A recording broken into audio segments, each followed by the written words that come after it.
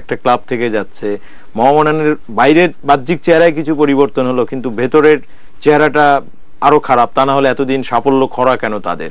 আপনার কি মনে হয়, দুটো ক্লাবেই আপনি খেলে আসছেন? আসলে এটা প্রশ্নটা খুবই মানে আমার জন্য গুরুতর, যেহেতু আমি দুইটা ক্লাবের সাথেই সম্পৃক্ত ছিলাম। বর্তমানে আসলে কিছুটা হয়তো ক্লাবগুলি রাজনৈতিক ঘিরেই ক্লাবগুলি হয়ে গিয়েছে।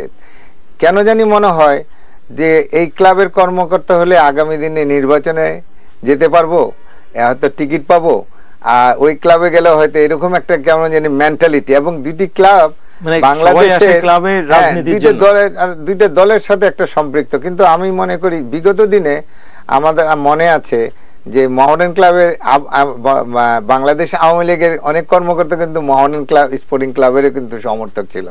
অনেক কর্মকর্তা এখনো আছে, অনেক কর্মকর্তা বিএনপিরও আবাহনী ক্লাবেরই খেলা।